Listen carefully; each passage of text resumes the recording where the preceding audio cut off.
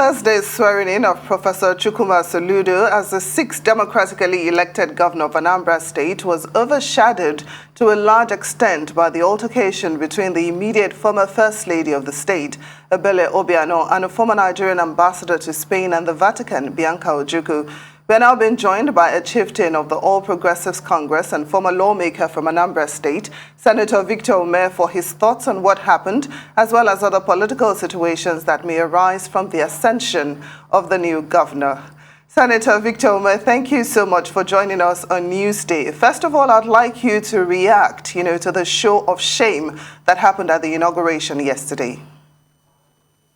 Well, let me first of all correct that I'm not a chieftain of the All Progressives Congress. I think it's a slip of tongue. Former national chairman of All Progressives Grand Alliance.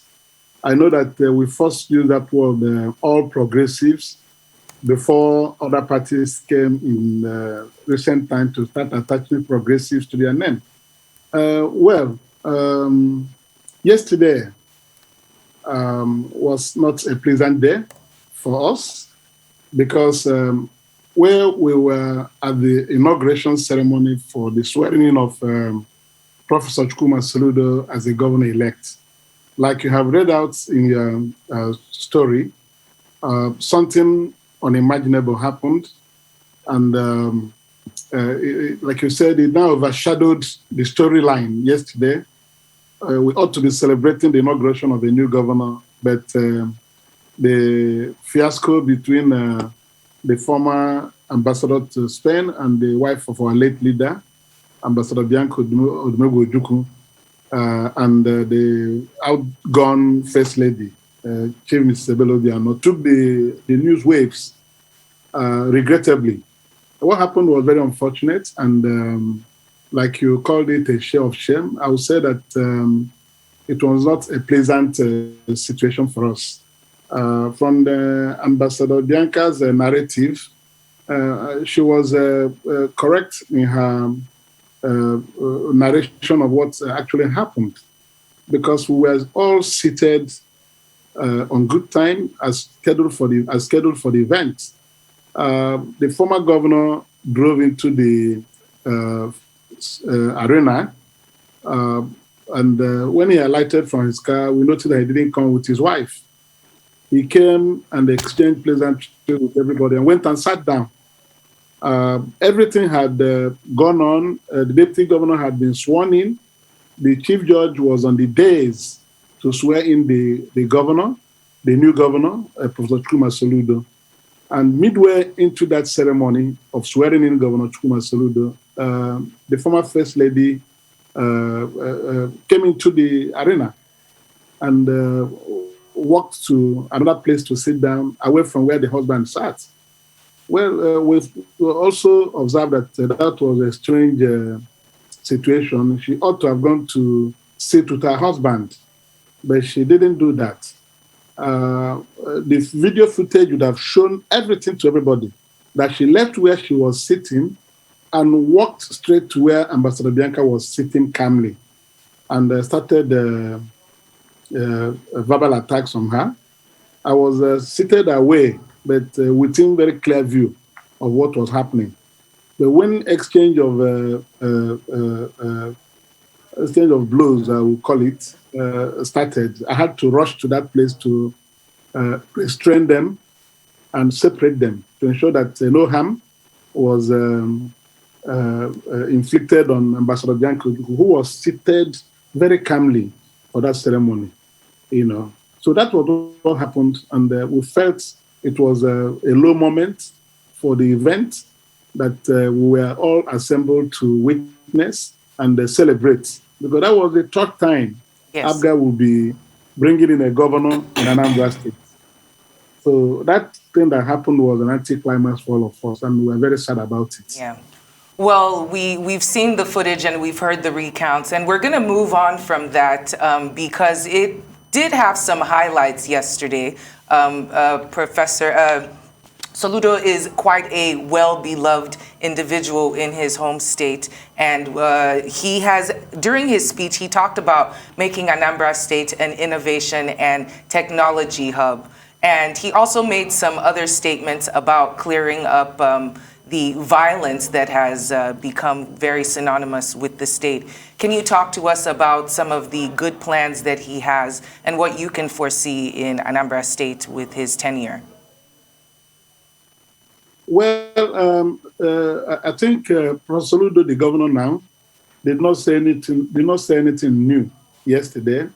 All that he said yesterday were in line with the manifesto with which he campaigned for the election in November. You know, he had rehearsed all these things in his manifesto, the things he was coming to do.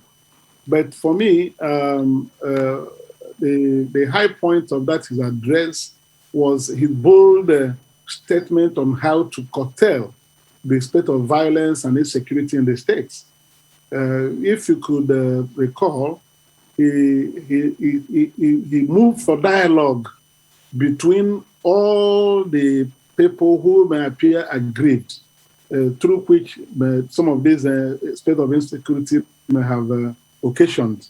And he didn't hide it. He called for dialogue as a means of stemming the tide. He reached out to, he sent out an invitation, open invitation, to the members of the IPOB and the Eastern Security Network. Nobody would have dared mention their names in such an address, but he was bold.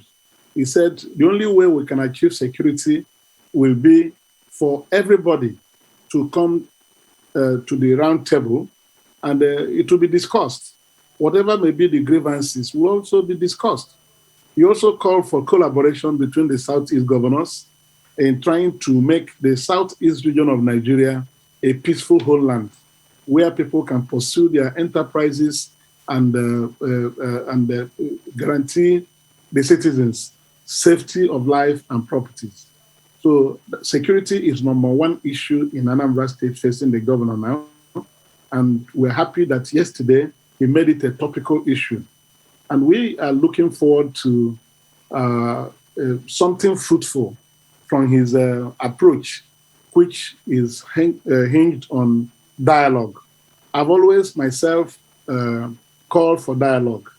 When people are not happy, you try to sit down with them and find out why they're not happy and discuss their problems. If you don't do that, the dissenting actions they will be carrying out will persist. Indeed, so Senator Umeh, it's apparent that the governor has the spirit of camaraderie, bringing people together in terms of the stakeholders. But could you highlight some of the challenges that he might face? Because when you're bringing change, you're definitely going to come across opposition. This is not going to be an easy task.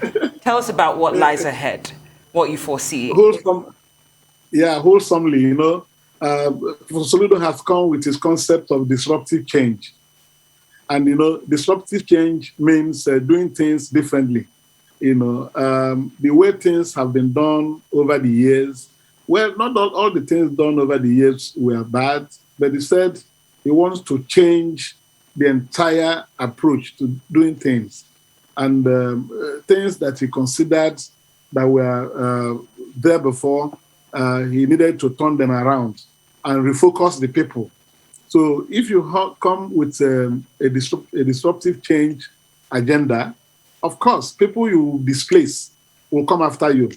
So this is what I expect we're going to encounter in the next few weeks and months, because people you will displace in their normal way of doing things before will fight back. He has delivered it very loudly that revenue collection is an aspect he wants to deploy technology to do, so that you'll be dispensing with revenue collection agents.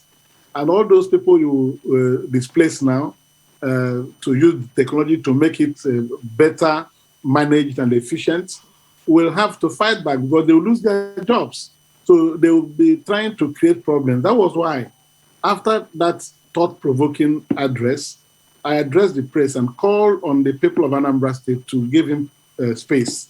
Let everybody be patient, because if he implements his new ideas, over time, and is able to manage the fallouts, the state will be better for it. Let us not start from day one to cry foul that this is an entirely new concept and start fighting the governor. No, he has come, that when you cut here, you have to fill here. So there must be balancing actions he will take to contain the restiveness that this disruptive change will bring. On the political side, of course, when you talk about this disruptive change in the political administration, Senator Victor Umeh, I'm so sorry to interrupt you, because we've been having a very delightful discussion, but we are out of time. Former National Chairman of the All Progressives Grand Alliance, thanks so much for joining us on Newsday.